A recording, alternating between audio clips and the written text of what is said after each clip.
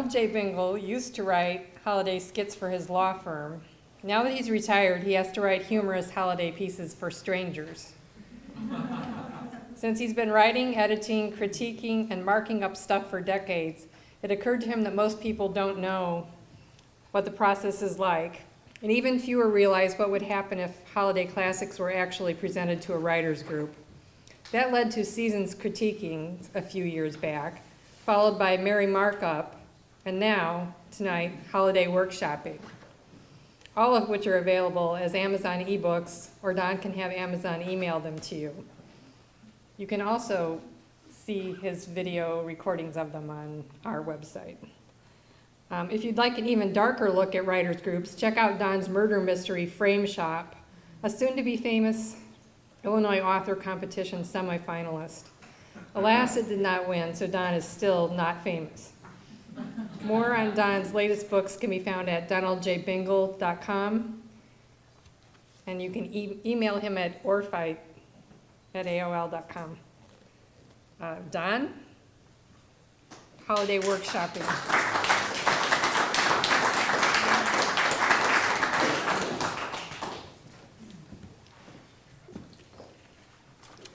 So this is the third in the Christmas Carol Critique Collection, Holiday Workshopping. Dear still aspiring author, we here at Writers Group Critique Service are surprised that, given our past differences and your surly and litigious nature, you have submitted yet another piece of holiday poetry for our review and comment. However, if we were to reject all writers who react poorly to editing by their peers, I fear we would have no customers at all. Please be advised that when your submission was received, the staff drew straws to determine who would critique your latest work. I drew the short straw.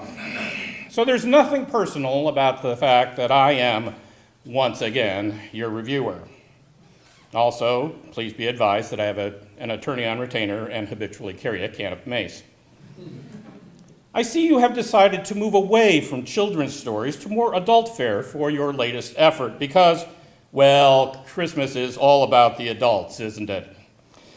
Let us begin with the same excited wonderment that Dad always had when confronting the presents under the tree at the crack of dawn after staying up all night assembling a G.I. Joe fortress, dirt not included, and spray painting Santa's boot prints coming out from the fireplace in what ended up to be India ink rather than food coloring. We'll also skip straight past the title, since you've never taken any of my suggestions on that score in any event, and get right down to the nitty-gritty of the text, like a child ripping off the stylishly decorative wrapping paper to get at the presents inside. That was a simile, by the way. I'm pretty sure you've never heard of them, but they can be useful. Metaphors, too, not to mention plot, character development, and narrative tension, as well as a large capacity trash bin. But I'm getting ahead of myself. Oh, the weather outside is frightful.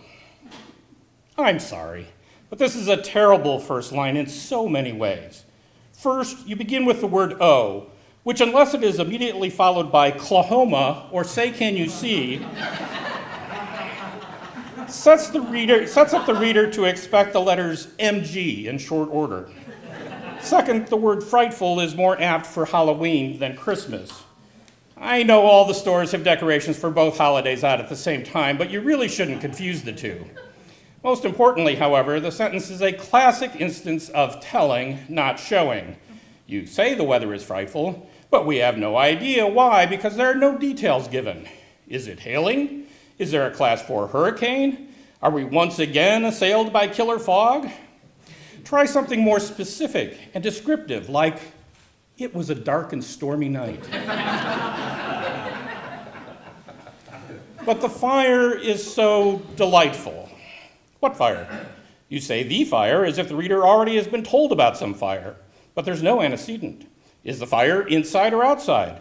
Also, the pun of using a word containing the syllable light to describe fire is trite and unworthy of even you. Remember our watchwords here at the Writers Group Critique Service, puns should be punished. And since we've got no place to go, really, your lead-in to a romantic winter tale is to woo your lover by telling her you've got nothing better to do? That's sure a compelling romantic sentiment. Not. I mean, look at it. You could use the same exact phrase in an essay describing the lack of public restroom facilities at the downtown mall.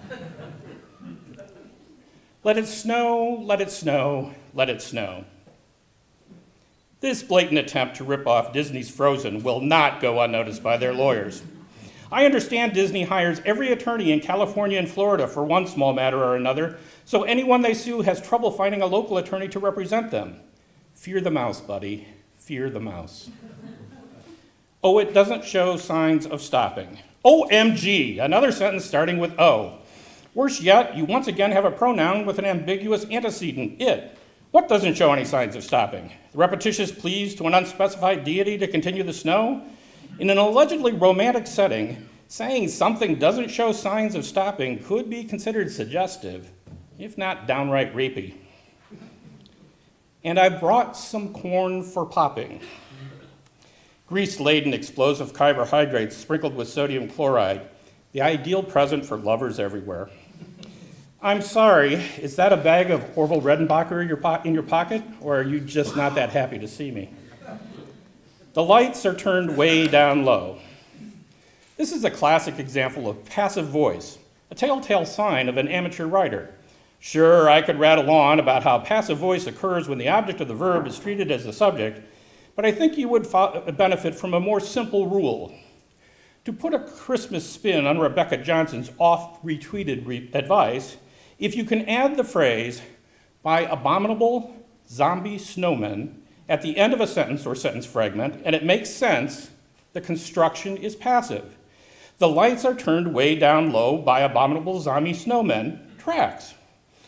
Whereas if you added by abominable zombie snowmen to the actively phrased, I turned the lights way down low by abominable zombie snowmen, it makes no sense at all. So it's not passive. Oh, by the way, abominable zombie snowmen are frightful. Snow is not. Let it snow, let it snow, let it snow.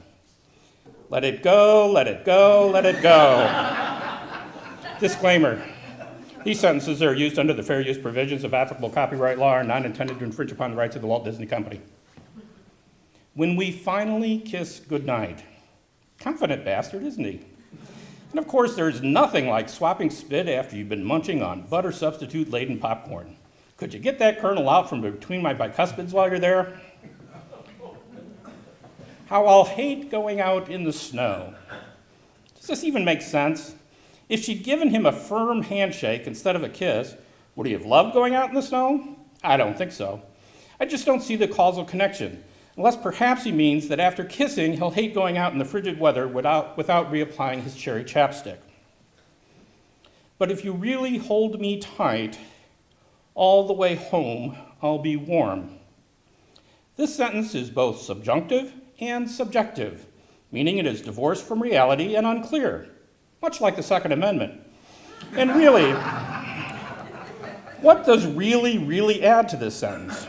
Imagine for a moment what the mind pictures when it reads the word really. Nothing, not even a white bear in a snowstorm. Lastly, I hope the word me in this sentence isn't a euphemism for the narrator's Redenbacher. The fire is slowly dying. I've got to give you credit here.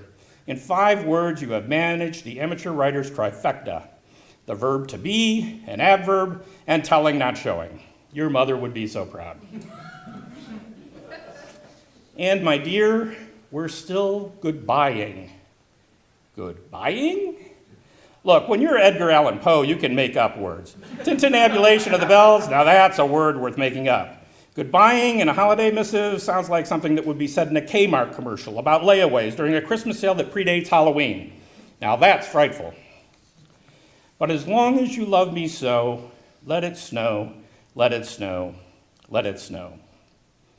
Well, someone's getting a snow job here because this ending is completely unsatisfying and ambiguous.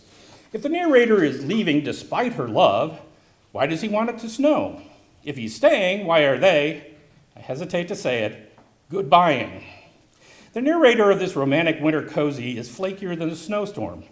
Worse yet, the song never even says that a woman is present, preferring to use second-person pronouns, and possessives like you and your, and endearments like my dear. Where exactly is this snowstorm? Brokeback Mountain? We here at Writers Critique Service have no prejudices against any gender, religion, ethnicity, or sexual orientation. Hell, we even do business with writers of science fiction. But this piece is so lacking in specificity, it fails as a classic love story, a warm holiday tale, or a homoerotic action thriller. Perhaps you could sell it to Orville Redenbacher for use in advertising, assuming, of course, they are willing to license appropriate rights from Disney. Yours truly, I'm a hack, Senior Critique Specialist, Writers Group Critique Service.